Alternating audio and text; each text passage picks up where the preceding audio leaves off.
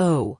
Could Lesage's demon's gift be realized at my desire, this night my trembling form he'd lift to place it on St. Mary's spire, then would, unroofed, old Granta's hall's pedantic inmates full display, fellows who dream on lawn or stalls the price of venal votes to pay, then would I view each rival White, Betty and Ballerston survey, who canvass there with all their might, against the next elective day. Lo!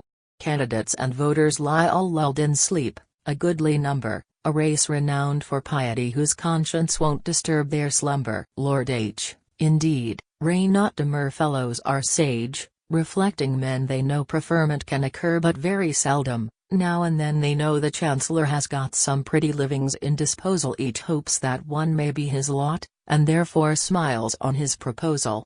Now from the soporific scene I'll turn mine eye, as night grows later, to view, unheeded and unseen, the studious sons of Alma Mater.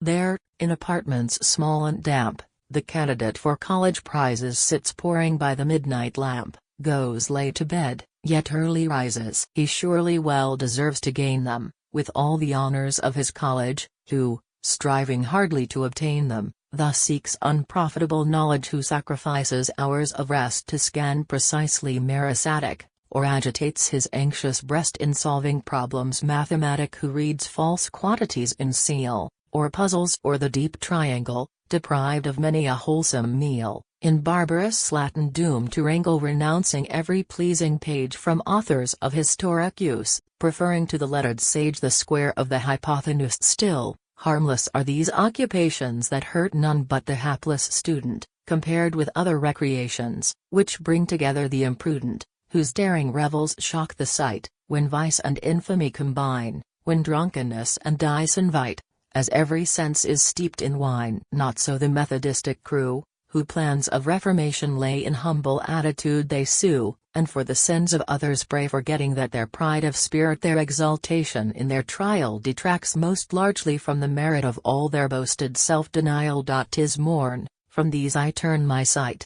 What scene is this which meets the eye? A numerous crowd, arrayed in white, across the green in numbers fly. Loud rings in air the chapel bell, 'tis hushed. What sounds are these? I hear the organ's soft celestial swell rolls deeply on the listening ear. To this is joined the sacred song, the royal minstrel's hallowed strain, though he who hears the music long will never wish to hear again. Our choir would be scarcely excused, even as a band of raw beginners. All mercy now must be refused to such a set of croaking sinners. If David, when his toils were ended, had heard these blockheads sing before him, to us his psalms had ne'er descended. In furious mood he would have tore 'em. The luckless Israelites, when taken by some inhuman tyrant's order, were asked to sing, by joy forsaken on Babylonian river's border. Oh! Had they sung in notes like these, inspired by stratagem or fear, they might have set their hearts at ease. The devil a soul had stayed to hear.